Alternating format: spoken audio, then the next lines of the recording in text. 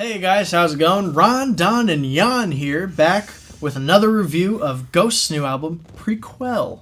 Yeah, Prequelle is, I think it's a good fourth effort from Ghost. I think it's no Memoria, obviously. Yeah. But, I mean, comparing the two is kind of hard because they're both very different styles of metal, I would say. Memoria has more of a very modern sound, and like we were talking about earlier, Prequelle kind of has an 80s kind of heavy rock vibe to it. Yes. Yeah, this is the first full-length Ghost album that I've listened to. I know these guys were pretty big fans of them, and they introduced them to me. So this album definitely has less of a metal vibe and more of a hard rock, kind of a rock opera vibe. You know, I get a little bit of some big choruses, like big Queen choruses, in there, like on Pro Memoria. You know, See the Light. Songs like that have more of a rock opera vibe, which is kind of cool how they're changing their sound every single album. Yeah. Really like how they do that. Let's just jump into it here. It starts with Ashes. Yeah, Ashes, I think, it's got that theme because the album is centered around the Black Plague, and it's got a really good, eerie, ambient type of evil vibe to it right as it kicks in. And fun fact, I was reading the booklet in my CD, and it says that Michael Ackerfeld of Opeth did the guest vocals for the intro track, Ashes. Yeah. It definitely sets the tone for what this album's going to feel like. Yeah. So it's really nice. Yeah. It has a sinister vibe that Ghost is known for. Yep. But then we get to the first single, Rats. What a banger song. This song really kicks the album off, has, of course, the bubonic plague thing with the rats, but is more about just something bad, like, taking over with the plague vibe. And this song is catchy as hell, good solo, and has that 80s vibe that the rest of the album has. It's a very good, I'd say, first single to put out for the album. Ghost, not only I feel like is getting better with lyrical songwriting and production, but I feel like they're just getting better creatively as a band. I mean, Memoria was once again its own thing. Opus was its own thing. Infestant or whatever, I don't even know, was its own thing. But with Prequelle, it just has a different vibe, like every other album has had in the past. And Rats kind of just puts you right into that vibe. You're like, oh no, this is going to be a really good hard rock album. Not heavy metal like Memoria was, in a sense, but it's a good album. It's a really good song and a really great first start. Not Ashes, but it's a really good first start to this album. Yeah. Then we move on to Faith, which is probably my favorite song on the album, with a killer riff. Killer intro riff, and then we just another catchy chorus with another 80s vibe. Those harmonies are so good on this. That's what I was gonna say. The harmonies stand out so much. I'd have to say that this song's probably my favorite as well, because I mean, not only with the studio aspect, but if they play it live, and when they do, their theatrical performance live, not just the musicality, but the show that they put on when this song starts, because I've seen live videos of it on Instagram from there. It's incredible. And not only it just got that slamming, grooving vibe that any person really can just tap their foot or headbang to or anything. It's an undeniable sense of groove with this song. Yeah, it's really, really good, really strong song. Yeah, there's no denying that spooky bridge that happens there, which is really Ghost, and I like that. Then we move on to the power ballad, the first power ballad, See the Light, which is, this song gets stuck in my head most than any other. I think this is the catchiest song on here. Really? Besides Dance Macabre, I forgot about that. Yeah. And then, it's got that 80s power ballad feel. Yeah. And with the Black Death theme that's going on, so it's not straying away from anything. See the Light. It really caught my attention when I listened to it the first time, because it's not like a ballad that they've written before. I don't know. It really put me, like Faith, it was another really groovy song that I just fell in love with automatically when I heard it. Yeah, this song has a very different feel, and I love the intro organ thing that they do in the beginning, and it makes sets the theme or the tone of the song to this cathedral or like church or something. I really like that. But yeah, it's a super full song. Oh, definitely. I really like it. So then we get to the first of 2 instrumentals. This one is a banger. This one is pretty great and has some surprises thrown at you. Yeah. The synths on this are very good. The synths are what make this song for me, and the saxophone at the end. Obviously. Gotta love that. Shocked me so much. Definitely. I was not expecting that. But that just, both of those things just add to that 80s feel. Yeah. Yep. Yeah, this is just a banging instrumental. Yeah, Miasma, it really gets into it. Like, it starts out with a slow halftime kind of feel, and then they just speed it up, and once that saxophone really hits, I'm like, holy hell, this is good. The last 46 seconds of the song are amazing. Yep. It was just a really, really good instrumental that I was not expecting them to do. And it adds for a nice change of pace after seeing the light. It does. So then we get to the second single they released, Dance Macabre, whichever one it is. This is straight out of the 80s. Yeah. This song is a 80s rock hit that anyone could have written back then. Yeah, pretty much. But with the ghost feel, with the plague feel, and I didn't know this before I looked into the lyrics. I thought he was just saying bewitch you, like he had he had this dialect to say bewitch you, but it's actually bewitch you, like the word. Yeah, like the word, and that just adds to the plague feel. So I was like, how is this song about any of that? And now be with you in the moonlight. Now I get it, and I just, the solo on the song's great. Love it. Yeah, it's definitely once again got that groovy 80s feel, like Bon Jovi or something like that. And I think it's a good single to put out, but it's catchy. Definitely the catchiest one on the album, I would have to say too. Yeah. Because at work I sing it all the time, and only the chorus. I don't know. It's the only thing I sing, but it's a good. I think it was a good second single to put out there, and definitely a good promotion for the album. Yeah. Oh yeah. This song's a bop. Yeah. That's what it is. Bop. Yeah. It's probably my favorite on this album, honestly.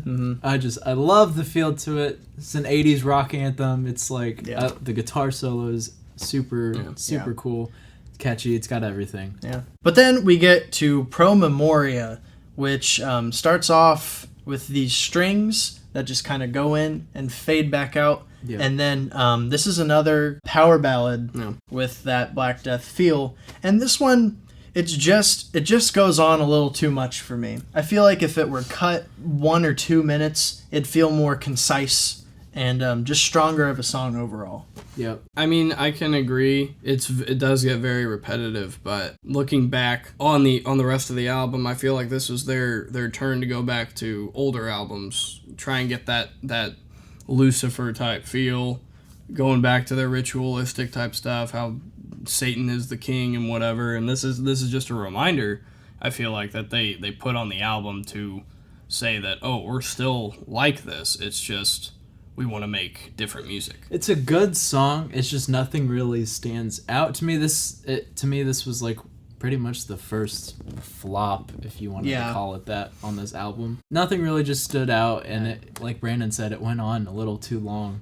But yeah, not a bad song, just kind of, I wouldn't listen to it as much as the others. And then we move on to Witch Image, which is a much stronger song for me. It's got a banging riff, a catchy chorus, still has that 80s feel. And this one feels a little more medieval than the others. It has kind of a medieval guitar going on, or a synth line, something in there, and I really enjoy that quite a bit. Yeah, it definitely goes back to the rest of the album. Like I said, it still solidifies Ghost's sound with this 80s feel album. It still grooves, it still slams, and everything about it is catchy. Super catchy chorus. And it's got a really unique sound to this song. It fits with the album, but it definitely stands out on its own. And I really like that. I love the feel to it. So then we get to the second instrumental called Helvetesfönster, which is Swedish for window into hell, I think that's what I read. Something like that.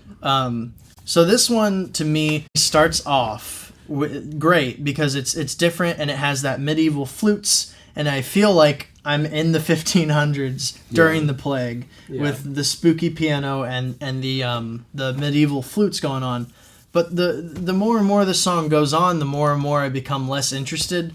It just goes on for a really long time with I don't think it has a lot there as much as Miasma did, because Miasma was like the same length, but that had a lot more going on to keep me interested. This one just doesn't, and I feel like there could be singing, like it couldn't, like there should be singing on it is how I feel. Yeah. I disagree with how you think there should be singing or something more to it. I don't know. I feel like it's a good build up to the last song, and it varies in sound because it starts out real slow, like you said, with the medieval flutes and the piano, but it changes pace later in the song, and I feel like it's a good build up to really put the album at rest with Life Eternal, but we'll get into that after Evan. I think it's a good conclusion instrumental. Yeah, it has that really haunting feel, like I'm in the bubonic plague.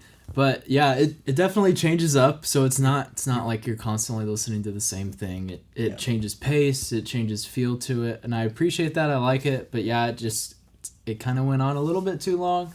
But other than that, it's still a very strong instrumental. Yeah, but then we get to the closing track, Life Eternal. This one, what I like most about it is it feels like the end. Yeah. It feels like the end of the album, feels like it's the closer. And especially with the subject matter, and it kind of just wraps up everything they were talking about. Yeah, everything really culminates at the end. Yeah, but instrumentally, I think it's a little lacking, but it's more about just the feel and the lyrics, I think. So it's kind of a negative, but kind of not. Yeah, every moment that we've experienced on the album up to Life Eternal, I feel like has really brought Life Eternal to close the album out perfectly. Definitely a good closer, not their best that they've had on an album, but it's still up there. After that, it's just like, man, I really want to listen to that again. That's what I thought, because when I streamed it the first time, I didn't really finish the whole album, but when I bought the CD and listened to it all the way through in my car, I'm like, okay, well, this is going to be stuck in here for a couple days. It's a really strong ending to this album. It's kind of... nothing really stood out to me for this one, but it definitely did feel like the end of the album, and that's what you want. Yeah. So some positives for this for me, I really liked the whole Black Death and medieval theme that it had going on. I think that was really different, and I think it fits with Ghost's style and who they are. And I really liked how they were trying new things with putting 2 instrumentals in there, with one of them I really, really enjoy, and having some new instruments in there, like the saxophone. And I really like this whole 80s sound they had going on. Changed it up a little bit for me.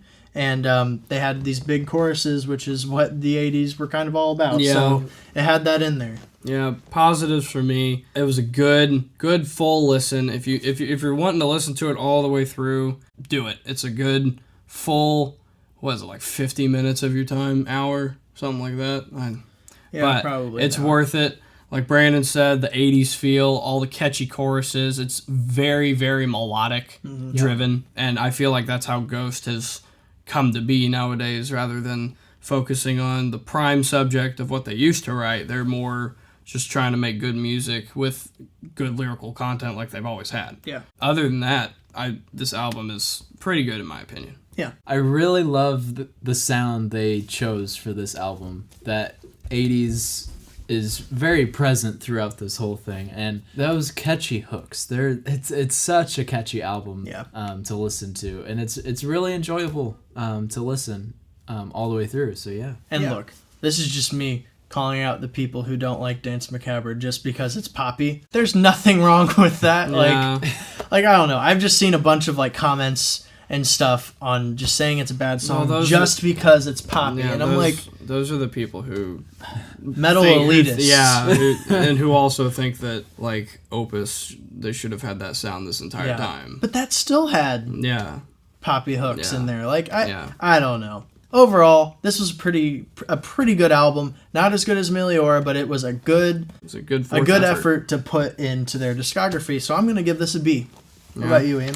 You know what? I was thinking B+ earlier, but I'm raising it to an A-. Oh. Raising it to an A- because I I thoroughly enjoy the album. I don't know if I should say more than you guys, but like Well, I think you do. I do. I do. Yeah. I overall enjoyed this album a lot. Yeah. I thought the first half was super strong, Yes, super me well too. done. The back half kind of dragged on a little bit to me, and I kind of lost interest in a couple songs here and there. Yeah. But overall, I'm going to give this album a B. Yeah. Well, what'd you guys think? We're going to link the album in the description so you can listen to it. Yep. Do you agree with us? Do you disagree? Please let us know. Yeah. Catch us next time. Thanks for watching. Bye. Have a good time.